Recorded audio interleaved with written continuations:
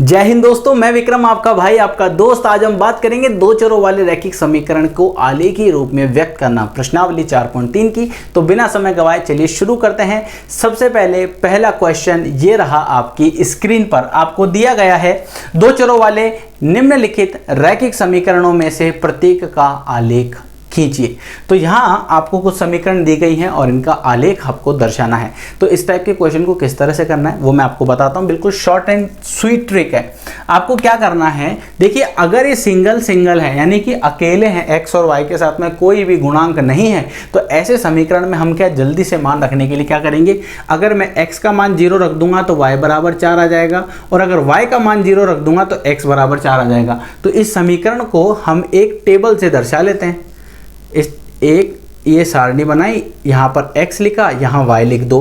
x का मान 0 रखने पर y बराबर 4 प्राप्त हो गया, y का मान 0 रखने पर x बराबर 4 प्राप्त हो गया। ये आपके पास एक समीकरण मिल गया। अब मैं यहाँ पर क्या कर रहा हूँ, एक बात नोट करना, इन चार आपके पास जो समीकरण दी गई है इन चारों को अलग अलग दर्शाना है, आपको अलग अलग ग्राफ में दर्शाना है। लेकिन मैं यहाँ पर जगह जो है वो मेरे पास लिमिटेड है, इस वजह से मैं क्या करूँगा, एक ग्राफ यहाँ बनाएंगे और इन चारों समीकरणों को एक ही ग्राफ में हम शो कर देंगे। आपको लेकिन क्या करना है, आपको अलग अलग दर्शाना है। क्लियर? हर एक, जैसे ये एक समीकरण है तो इसका एक अलग ग्राफ बनाना, ठीक है। चलिए अब इसी के बाद हम बात करें सेकंड की। तो सेकंड आपको दिया गया है, दूसरा है जो पहले का दूसरा वाला समीकरण है वो आपको दिया गया है x माइनस वाई बराबर 2। तो इसे मैं ऐसे लिख सकता हूं क्या, अगर मैं इस y को इधर भेज दूं और x को यहां ले आऊं, या फिर यूं बोलूं कि x को यहीं छोड़ देते हैं और y को इधर दे देते हैं, तो 2 + y। अब यहां पर एक ये सारणी बना लिया आपने, यहां लिखिए x और यहां लिख दीजिए y, ठीक है। y की जगह 0 रख दो तो x बराबर 2 प्राप्त हो जाएगा, y की जगह 1 रख दो या -2 रख दो तो x बराबर 0 प्राप्त हो जाएगा, और y की जगह अगर मैं 1 रख देता हूं तो 1 रखने पर इसका मान जो मुझे प्राप्त हुआ 2 + 1 3।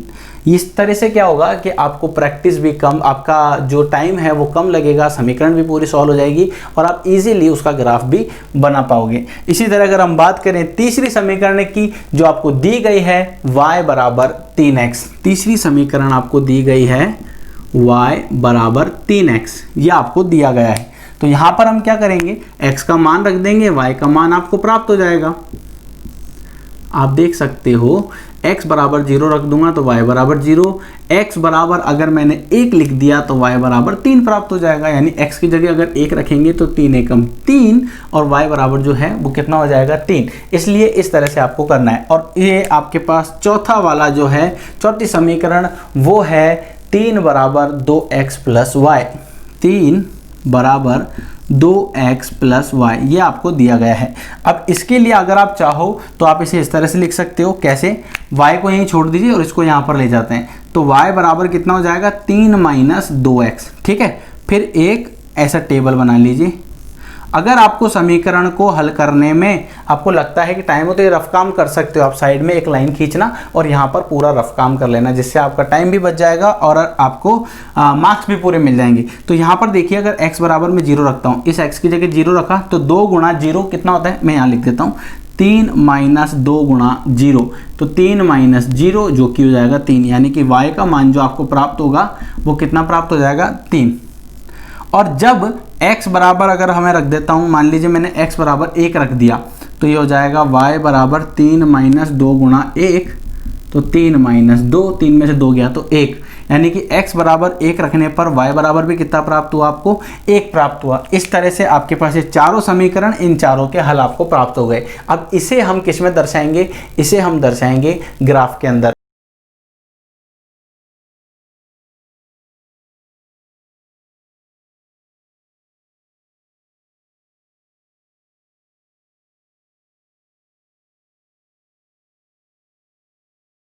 अब यहाँ पर आप देख सकते हो मैंने ये बनाया है। अब इसमें आपको दो चीज़ें ध्यान रखनी है। आप देख लो कि x पर अधिकतम संख्या कितनी है, 4 है, इसलिए मैंने यहाँ पर 4 तक ही लिया। y पर अधिकतम संख्या भी 4 ही है, इसलिए मैंने इसमें भी 4 पर ही लिया है, यानी कि दोनों 4 दर्शा लिए। इकाई मैंने लिख दी कि यहाँ पर जो एक इकाई है वो 1 सेंटीमीटर है, क्योंकि आप देख सकते हो 1 का अंतर आ रहा है, इसलिए एक इकाई जो है वो 1 सेंटीमीटर लिए। और y अक्ष पर भी एक इकाई मैंने 1 सेंटीमीटर ली। आपको हमेशा एक बात ध्यान रखनी है कि इस क्वेश्चन में मैं एक ही ग्राफ में इन चारों को दर्शा रहा हूँ। आपको चारों को अलग अलग दर्शाना, ताकि आपको कोई डाउट नहीं हो, आप इजीली इन क्वेश्चन को कर पाओ। अब यहाँ पर देखो x बराबर 0, y बराबर 4। हमेशा क्या ध्यान रखना है कि x बराबर 0 किस पर होगा, y अक्ष पर, और y बराबर 0 किस पर होगा, हमेशा x अक्ष पर। तो देखो कितना, x बराबर 0, y बराबर 4, एक बिंदु ये मिल गया। इसके निर्देशांक क्या है, x बराबर 0, y बराबर 4। इसके निर्देशांक क्या है, दूसरा वाला बिंदु कितना है, x बराबर 4, y बराबर 0। x बराबर 4 और y बराबर 0, ये रहा बिंदु 4,0। इन दोनों बिंदुओं को मिला दीजिए, तो ये आपके पास एक रेखा बन गई। अब ये जो रेखा है ये कौन सी समीकरण की है, पहली वाली की। इस वाली समीकरण का जो ग्राफ है, आलेख है, वो ये है, इसलिए इसे आपको इस तरह से दर्शाना है। ठीक है, 1 नंबर लिख दिया, इसका मतलब पहला वाला है। अगर हम बात करें दूसरे वाले की, तो आप देख सकते हो x बराबर 2, y बराबर 0। x बराबर 2 जो है वो यहाँ पर होगा, यानी इस बिंदु के निर्देशांक कितना है, 2,0, और फिर है 3,1। तो यहाँ से 3 और यहाँ से 1, ये रहा एक बिंदु 3,1। इसके निर्देशांक कितने हैं, 3,1। इन दोनों बिंदुओं को मिला दीजिए, ये आपके पास कौन से, ये जो दूसरी वाली समीकरण है उसका ग्राफ, उसका जो आलेख है वो ऐसा बनेगा, टेढ़ी लाइन बनेगी, है ना। तीसरे वाले की अगर हम बात करें तो 0, 0। अब 0, 0 कहाँ पर आता है, 0, 0 आता है सेंटर में। तो एक बिंदु तो ये रहा, दूसरा x पर 1, y पर 3, x पर 1, y पर 3, एक बिंदु ये रहा। इन दोनों बिंदुओं को मिला दीजिए,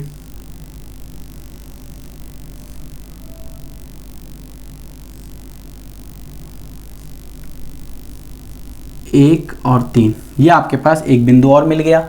ये कौन सी वाली समीकरण है, ये आपके पास तीसरा वाला है। ये तीसरा वाला जो है, इसका जो ग्राफ बनाओगे वो इस तरह से बनेगा। और अगर हम बात करें चौथे वाले की, जो कि ये दिया गया है x बराबर 0, y बराबर 3, x बराबर 0, y बराबर 3, यानी कि ये रहा इस बिंदु के निर्देशांक। इस बिंदु के निर्देशांक कितने हैं, x बराबर 0 और y बराबर 3। इसी तरह से ये कितना है, 1, 1, एक बिंदु ये रहा 1, और यहाँ से 1, ये बिंदु ये रहा। इन दोनों को मिला दीजिए, तो ये आपके पास जो है ये चौथा वाला ग्राफ बन जाएगा। कौन सा, चौथा वाला, 1,1। ये है 4th वाला, ये चौथा। उम्मीद करता हूँ आपको ये समझ आ रहा होगा। अगर कोई डाउट होता है तो कमेंट सेक्शन के अंदर भी आप लिख सकते हो। स्क्रीन पर मेरा नंबर आ रहा होगा, आप उस नंबर पे मुझे मैसेज कर सकते हो कि सर इस टाइम पर ये चीज़ मुझे समझ में नहीं आई। ध्यान से देख लीजिए क्या करना है। सबसे पहले आपको सारणी बनानी है, यानी टेबल बनानी है। टेबल बनाने के बाद आपको मान रखने हैं, और मान रखने के बाद आपको आलेख दर्शाना है। क्लियर। अब हम बात करेंगे इसके नेक्स्ट क्वेश्चन। आइए दोस्तों बात करते हैं प्रश्न संख्या 2 की। ये रहा आपकी स्क्रीन पर। आपको दिया गया है बिंदु 2,14 से होकर जाने वाली 2 रेखाओं के समीकरण लिखिए। इस प्रकार की और कितनी रेखाएं हो सकती है और क्यों। क्वेश्चन को समझिए। सबसे पहले ये क्वेश्चन कैसा है, ये क्वेश्चन है कि एक हाईवे है, उस हाईवे पर से कितनी गाड़ी गुजर सकती है। अरे भाई असंख्य गाड़ी गुजर सकती है। अगर उसे आपकी एक समीकरण बनानी है कि आप समीकरण के थ्रू दर्शाइए, यानी कि x का मान जो है वो 2 होना चाहिए और y का मान जो है वो कितना होना चाहिए, 14, और इन दोनों से मिलकर आपको एक समीकरण बनानी है। तो एक सिंपल सा लो, देखो x + y बराबर 16। अब आप बोलोगे ये समीकरण कैसे बनी। अरे भाई इन दोनों मानों को, यानी ये दोनों मानों को जब इस समीकरण में रखूँगा तो वो इसे संतुष्ट करते हैं। जब इसे संतुष्ट करते हैं इसका मतलब है कि ये इसका एक समीकरण है। अगर आप इसे हल करोगे तो इनमें से एक मान 2,14 भी होगा। और आप देख सकते हो x की जगह 2 रखो और y की जगह 14 रखो तो आपको 16 ही प्राप्त होगा। अगर ऐसी और भी किसी समीकरण की बात करें कि और भी समीकरण हो सकती है क्या, तो मैंने क्या कहा कि एक हाईवे से कितनी गाड़ी गुजर सकती है। अरे भाई अपरिमित गाड़ी गुजर सकती है, इसका मतलब है कि उसके अनेक हल हो सकते हैं। तो इसके और भी हल हो सकते हैं। जैसे मान लीजिए इसे आप लिख दो ना, एक x का मान कितना है 2, तो यहाँ लिख देते हैं 8x। तो 8 दूनी कितना हो जाएगा 16, और 16 में से हम माइनस कर देते हैं कितना, 16 में से माइनस कर दो y माइनस कर दो, तो 8x, 8 दूनी 16, 16 में से 14 माइनस कर दोगे तो ये आ जाएगा 2। तो ये भी एक समीकरण है। ये कैसे बना, अब x की जगह मैं 2 रखता हूँ तो 8 दूनी 16, और y की जगह 14 रखता हूँ तो 16 में से 14 गया तो कितना बच जाएगा 2।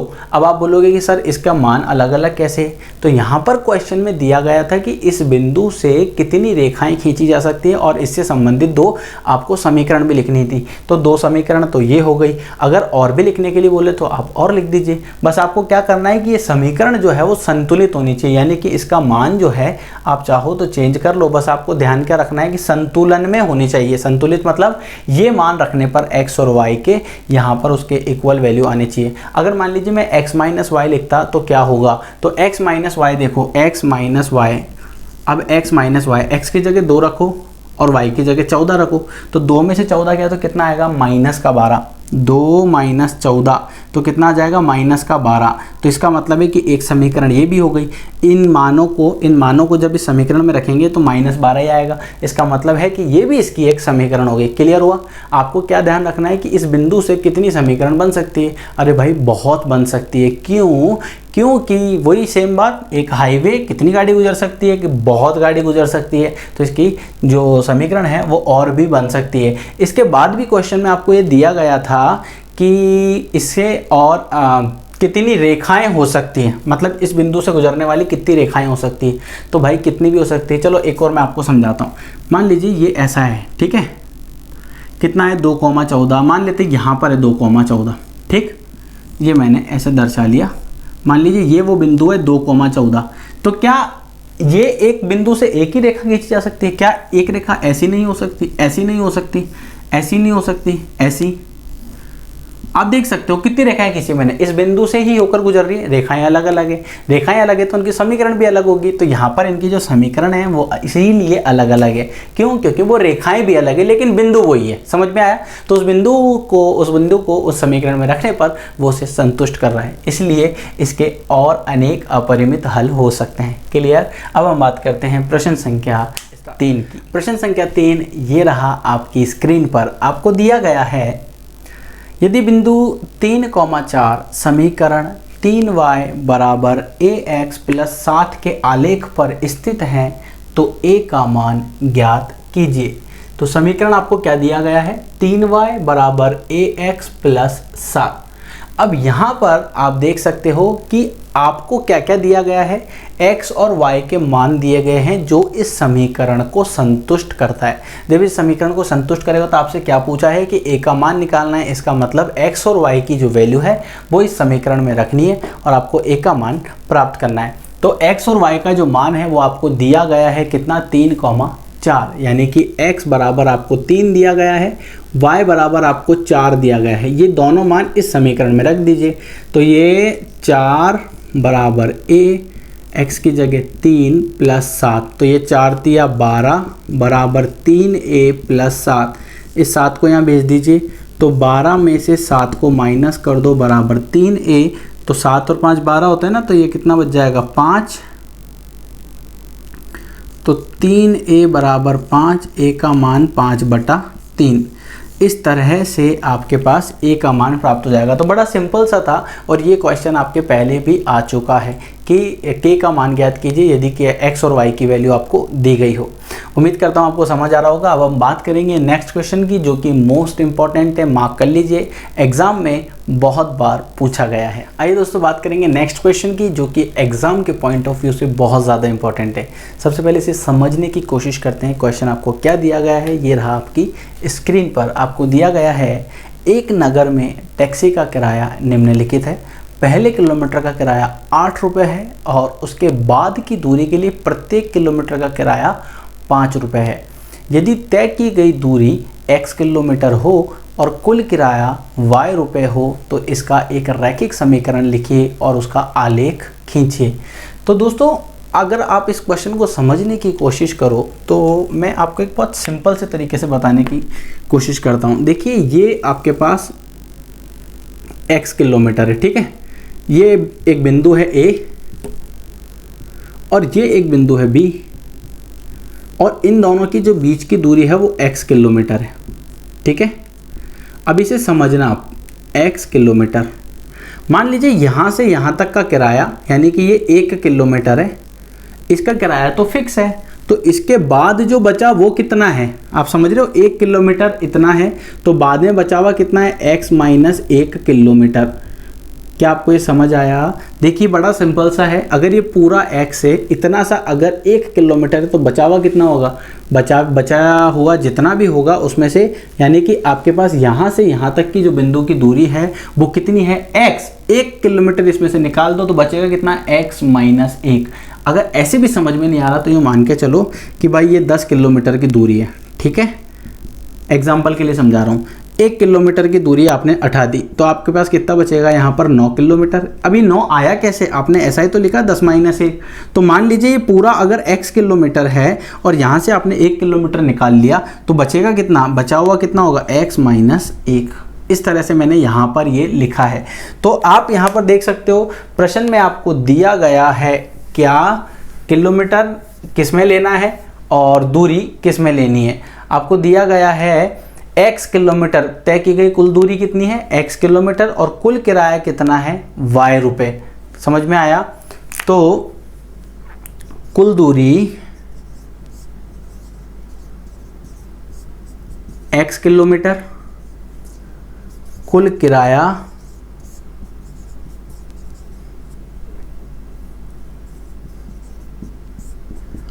y रुपये।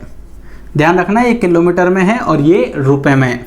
अब कुल किराया कैसे निकालोगे आप, कुल किराया निकालने के लिए आपको एक फॉर्मूला लगाना होगा। कौन सा फॉर्मूला, जो क्वेश्चन में ही दिया गया है। क्या, पहले किलोमीटर का जो किराया है वो, यानी कि पहला किलोमीटर लिख देते हैं यहाँ, पहला किलोमीटर, ठीक है, फिर प्लस, अब बाकी का जो बचा हुआ है वो भी तो लिखोगे।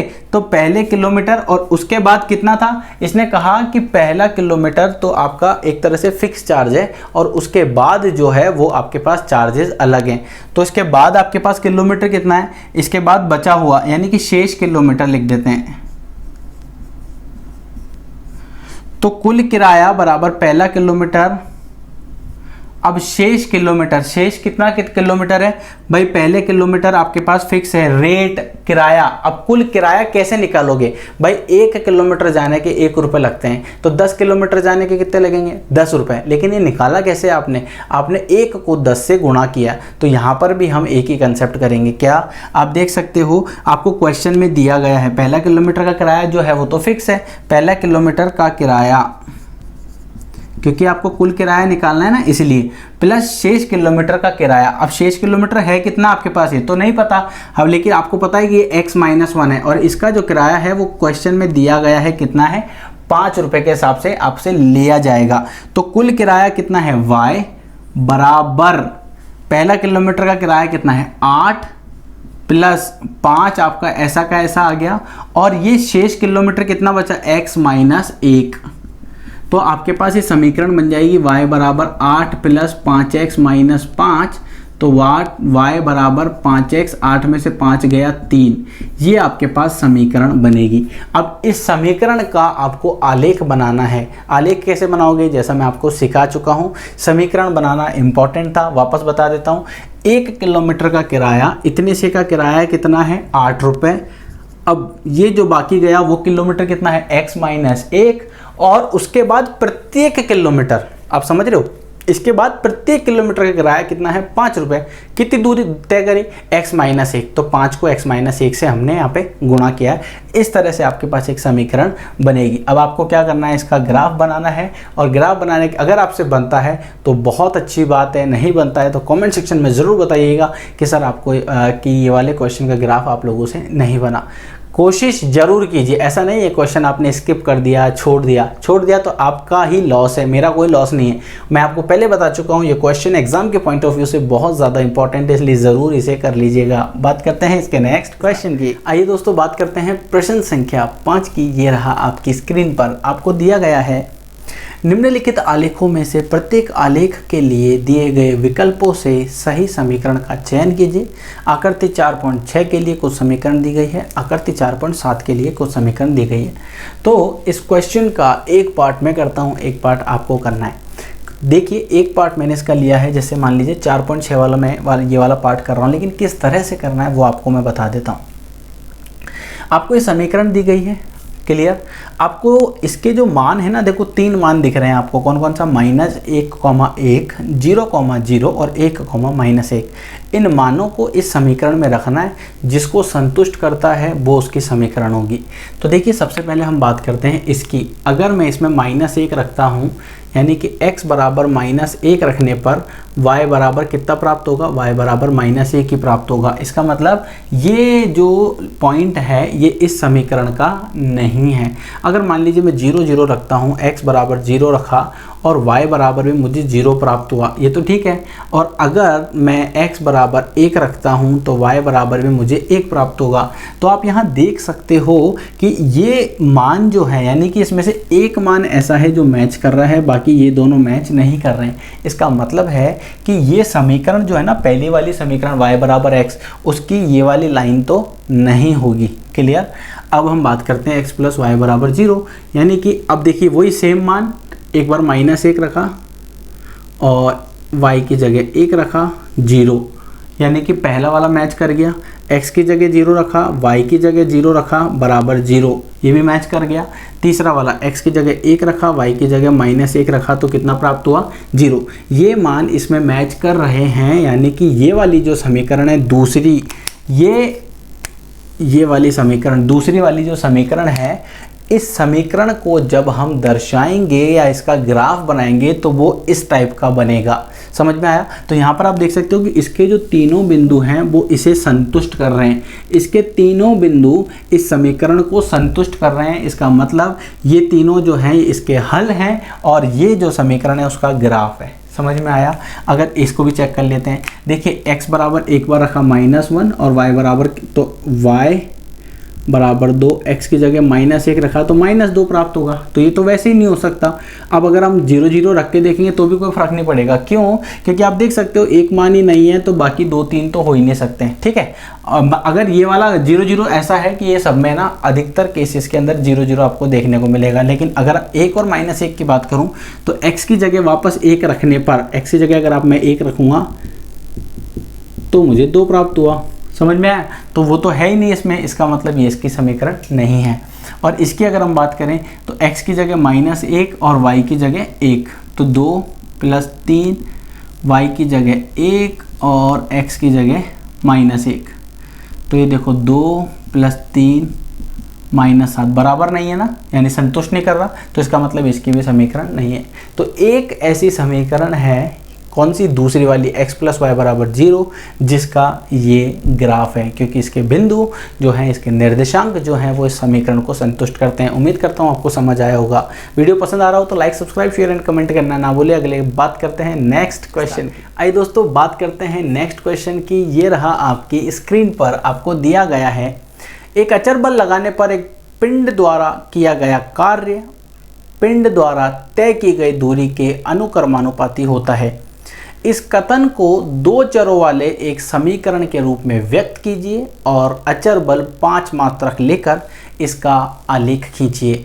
यदि पिंड द्वारा तय की गई दूरी पहला 2 मात्रक है या दूसरा 0 मात्रक हो तो आलेख से किया हुआ कार्य ज्ञात कीजिए।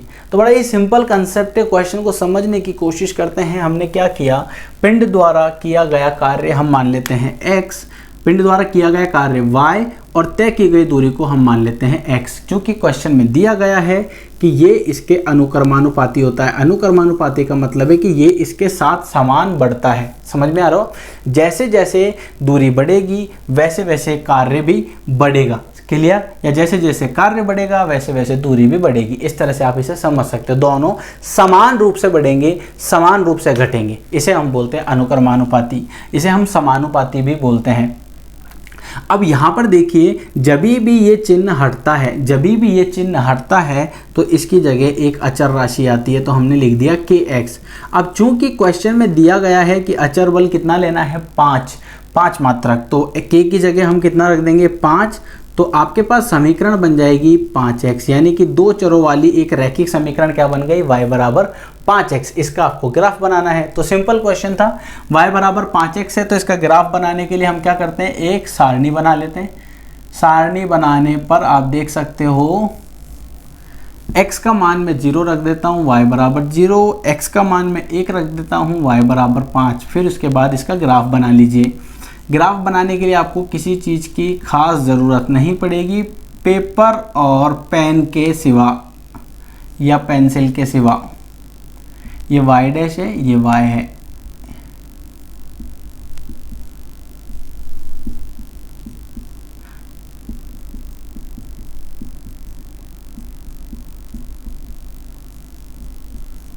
देखिए x बराबर 0, y बराबर 0, एक बिंदु ये मिल गया, और दूसरा बिंदु जो है आपके पास x बराबर 1 है, y बराबर 5 है। तो x बराबर 1 ये रहा, y बराबर 5 ये रहा। इन दोनों बिंदुओं को मिला दीजिए। x बराबर 1 और y बराबर 5, एक बिंदु ये रहा, एक बिंदु ये रहा। इन दोनों बिंदुओं को ये मिला दीजिए इस तरह से। ये आपके पास इसका एक ग्राफ बन गया। बस इतना सा आपको करना था क्वेश्चन में और आपके मार्क्स पूरे। इसके बाद क्वेश्चन में दो चीज़ें और दी गई है, क्या कि अगर तय की गई दूरी आपको अलग अलग दी गई है। पहला आपको दिया गया है, अगर तय की गई दूरी 2 मात्रक है, यानी कि x का जो मान है अगर वो 2 है तो y बराबर हो जाएगा 5 गुणा 2 यानी कि 10। तो किया गया कार्य 10। और अगर हम आपके पास दूसरा दिया गया है कि तय की गई दूरी अगर 0 है तो किया गया कार्य भी आपका कितना होगा, 0। भाई दूरी 0 है तो 0 को 5 से गुणा करेंगे तो y का मान कितना प्राप्त होगा, 0।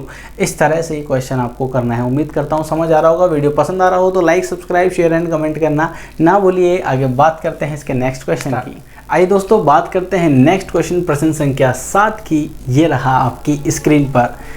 आपको दिया गया है एक विद्यालय की कक्षा 9 की छात्राएं यामिनी और फातिमा ने मिलकर भूकंप पीड़ित व्यक्तियों की सहायता के लिए प्रधानमंत्री राहत कोष में 100 रुपये का अंशदान दिया। एक रैखिक समीकरण लिखिए जो इन आंकड़ों को संतुष्ट करती है। आप उनका अंशदान x और y मान सकते हैं। समीकरण का आलेख भी खींचिए। तो किस तरह से करना है, बड़ा ही सिंपल कंसेप्ट है। क्वेश्चन आपको समझ आ गया होगा। दो लोग हैं, दोनों का जो योग है, यानी कि मान लीजिए आप और मैं हैं, हम दो लोग हैं। हम दोनों ने प्रधानमंत्री राहत कोष में कुछ पैसा दिया, तो आपने कुछ राशि मिलाई, मैंने कुछ राशि मिलाई। दोनों का योग कितना होना चाहिए, 100 रुपये होना चाहिए। तो यहाँ पर यामिनी और फातिमा, तो माना यामिनी ने कितना अंशदान दिया, माना यामिनी द्वारा दी गई राशि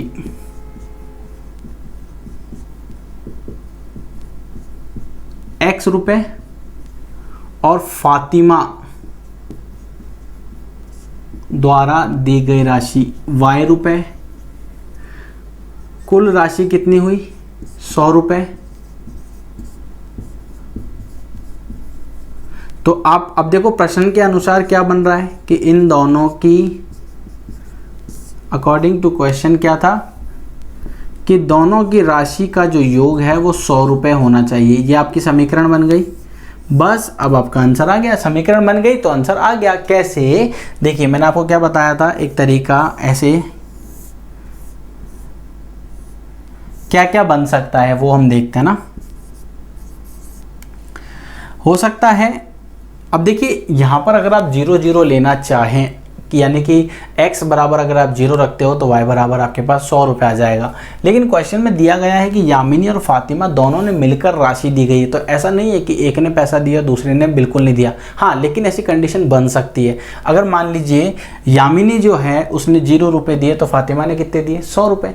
अगर मान लीजिए यामिनी, यानी यहाँ से अगर हम मान निकालें, इस समीकरण को मैं ऐसा लिख सकता हूँ क्या, y बराबर 100 माइनस x का मान देखो 10 रखने पर y का मान 90 आ जाएगा, 100 माइनस 10 90 हो गया। और अगर हम x का मान 20 रख देते हैं तो ये 80 आ जाएगा, इसको 50 रख देते हैं तो ये 50 आ जाएगा।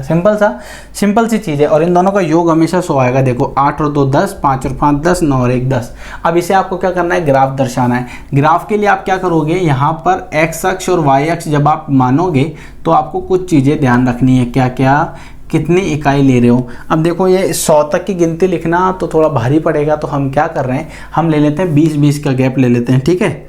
यानी कि 20, 40, 60, 80, 100।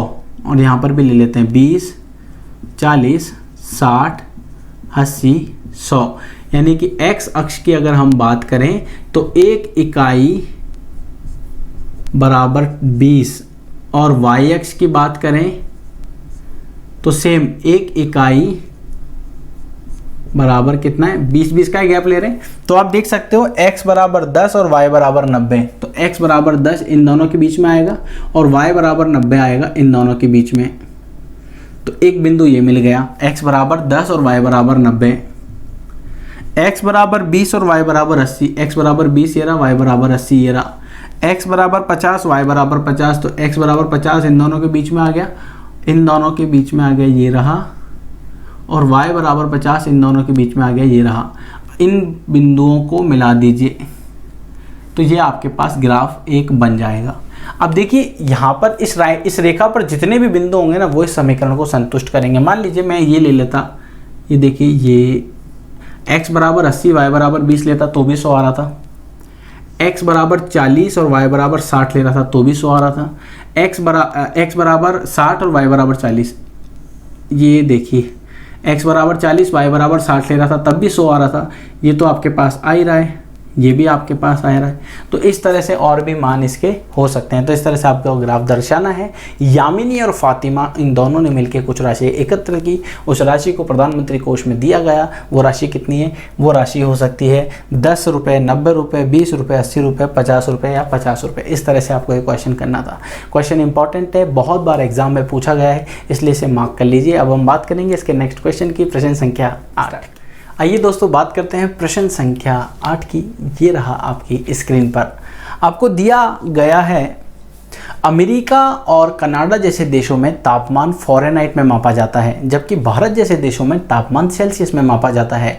यहाँ फ़ारेनहाइट को सेल्सियस में रूपांतरित करने वाला एक रैखिक समीकरण दिया गया है, F बराबर 9/5 C + 32। सेल्सियस को x और फ़ारेनहाइट को y अक्ष मानकर दिए गए रैखिक समीकरण का आलेख खींचिए। ये इसका पहला भाग था। दूसरा था कि अगर तापमान 30 डिग्री सेल्सियस है तो फ़ारेनहाइट में तापमान क्या होगा। क्लियर। और इसके बाद आपको दिया गया है तीसरा भाग, यदि तापमान 95 डिग्री फ़ारेनहाइट है तो सेल्सियस में तापमान क्या होगा।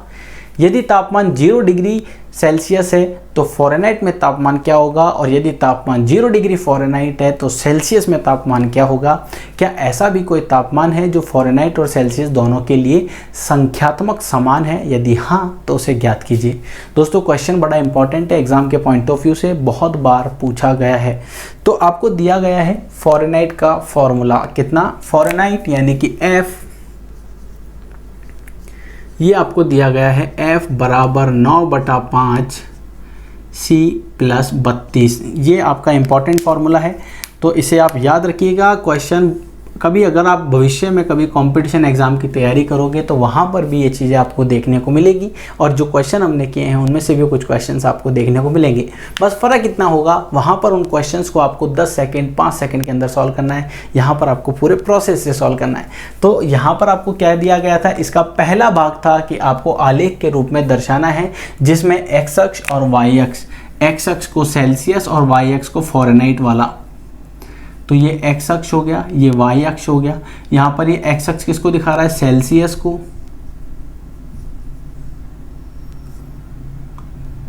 और ये किसको दिखा रहा है, ये फ़ारेनहाइट को दिखा रहा है। ठीक है, मैं एफ से दर्शा रहा हूँ फ़ारेनहाइट, और वो आपके पास सेल्सियस है। अगर आप चाहो तो इस तरह से लिख सकते हो फ़ारेनहाइट।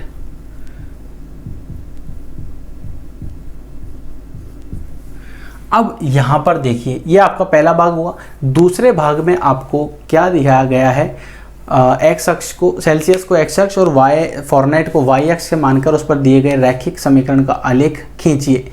अब यहाँ पर आपको क्या करना है कि इनके मान आपको इस पर लिखने हैं, यानी कि x और y जो है, इसे आप चाहो तो इस तरह से लिख सकते हो, इसे आप c लिख दो और इसे आप f लिख दो, ताकि आपके लिए ज़्यादा इजी हो जाएगा। अब यहाँ पर c का मान रखिए और f का मान ज्ञात कीजिए। लेकिन c का मान कैसा रखें, तो आपको ऐसा मान लेना है जिससे जो 5 से कट जाए इजीली। जैसे मान लीजिए मैंने c का मान लिया 0 ले लिया, तो f का मान आ जाएगा 32। f बराबर कितना आ जाएगा 32। c की जगह 0 रखा तो 5, इस पूरे को 0 से गुणा करोगे तो कितना आएगा 0। अब जब 0 आया तो बचा कितना 32। c बराबर 5 ले लीजिए। c बराबर 5 लेने पर क्या होगा, f बराबर 9/5 गुणा 5 प्लस 32। तो 5 से 5 कट जाएगा 32, और 9 कितना होता है 32, और 8 होता है 40, और 1 41, ये 41 हो जाएगा। अगर c बराबर 10 ले लेते हो तो f बराबर हो जाएगा 9/5 गुणा 10 प्लस 32। तो 5 दूना 10, 9 दूनी 18 प्लस 32, तो 32 और 8 40, और 10 कितना हो जाएगा 50। इस तरह से आपने मान निकाल लिए। इन मान को आपको इसमें दर्शाना है। दर्शाना कैसा है, जो c का मान है वो आपको x अक्ष पर रखना है, यानी कि 0, 5, 10, और इसके जो मान है वो आपको इस पर लेने हैं। तो अपन ऐसे ले लेते हैं, ये ले लिया 5, ये ले लिया 10, ये ले लिया 15, ये ले लिया 20, और यहाँ पर y अक्ष पर जो पैमाना हम लेंगे वो थोड़ा सा हम दूसरा ले लेंगे। कैसे, क्योंकि यहाँ पर आप देखो कि इनके जो मान हैं वो किस टाइप के हैं, 32, 40, 50, तो हम 10 का मान ले लेते हैं यहाँ पर। तो 10, 20, 30, 40, 50। अब यहाँ पर आपको लिखना क्या है, x अक्ष पर कितना लिया, 1 इकाई बराबर 5 सेंटीमीटर, और y अक्ष पर क्या लिया, 1 इकाई बराबर 10 सेंटीमीटर। ध्यान रखना, x अक्ष पर 5-5 का गैप है, इसलिए 1 इकाई बराबर 5 सेंटीमीटर, और y अक्ष पर जो है वो 10-10 का गैप है, इसलिए इसका मतलब हुआ 1 इकाई बराबर 10 सेंटीमीटर। अब यहाँ पर देखिए आपको मान कौन कौन सा दिया है, c बराबर 0, y बराबर, और f बराबर 32। तो f बराबर 32 किस पर आएगा, इस पर आएगा, और c0 इसी पर होता है, तो एक बिंदु आपको ये मिल गया। फिर क्या दिया है, c बराबर 5 और f बराबर 41। c बराबर 5 ये रहा, f बराबर 41 ये रहा, इस बिंदु को मान लें यहाँ पर। इसी तरह से तीसरा वाला है c बराबर 10 और f बराबर 50। c बराबर 10, f बराबर 50 अगर हम ले तो वो बिंदु मिलेगा ये कुछ इस टाइप का होगा। जब आप इसको बिल्कुल इससे ड्रॉ करोगे, किससे, स्केल से, और इससे दर्शाओगे तो ये बिल्कुल परफेक्ट बनेगा। क्लियर, इस तरह से ये इसका ग्राफ बना है, किसका, f = 9/5c प्लस 32 का। तो ये इसका पहला भाग है। अब इसके आगे के भाग भी आपको करने हैं, इसलिए मैंने कहा था क्वेश्चन एग्जाम के पॉइंट ऑफ व्यू से बहुत ज़्यादा इंपॉर्टेंट है। अब हम बात करते हैं इसके सेकंड पार्ट की। सेकंड पार्ट आपको दिया गया है, यदि तापमान 30 डिग्री है तो फ़ारेनहाइट में तापमान क्या होगा। यदि तापमान 30 डिग्री है तो फ़ारेनहाइट में कितना होगा। तो c बराबर अगर 30 है, ये इसका सेकंड भाग है, c बराबर अगर 30 है तो f बराबर हो जाएगा 9/5 गुणा 30 प्लस 32। 5 से कट जाएगा 6 बार, 9 6 54 और 32, तो ये हो जाएगा 5 और 3 8 86।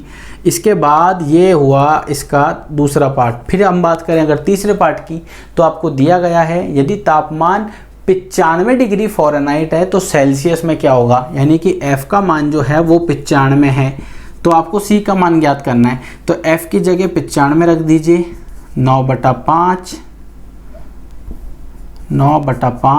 c plus 32। इस 32 को इधर भेज दो, तो 95 में से 32 माइनस कर दो, 9/5, और ये c आ गया। तो 5 में से 2 गया 3, 9 में से 3 गया 6, 63, 9/5 c। तो आप देख सकते हो यहाँ पर 63 बराबर 9/5 c, 9 से कट जाएगा 9 7 63, 7 5 35, तो सी का मान आ जाएगा 35 डिग्री। यानी कि जब फ़ारेनहाइट 95 होगा तो सेल्सियस जो है वो 35 डिग्री सेल्सियस होगा। यहाँ तक समझ में आया।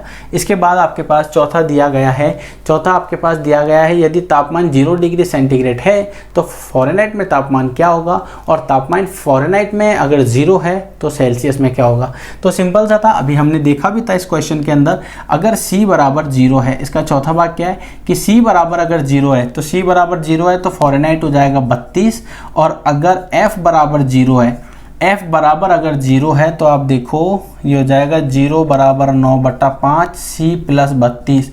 इस 32 को इधर भेज दो तो माइनस का 32 बराबर 9/5 C, तो इसको इधर भेज देंगे तो कितना आ जाएगा, माइनस का 32 गुणा 5/9 बराबर C। ये आ जाएगा 5 दूनी 10, 1 5 15 और 1 16, 160/9 डिग्री सेल्सियस। ये नेगेटिव के अंदर है, यानी कि इनका मान जो है वो ऋणात्मक है।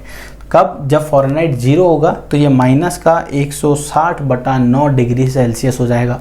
और इसका जो पांचवा भाग है वो क्या है कि क्या डिग्री और सेल्सियस, डिग्री फ़ारेनहाइट जो है, फ़ारेनहाइट और सेल्सियस जो है, क्या वो दोनों आपस में कभी बराबर होते हैं, और अगर होते हैं तो किस बिंदु पर होते हैं वो आपको बताना है।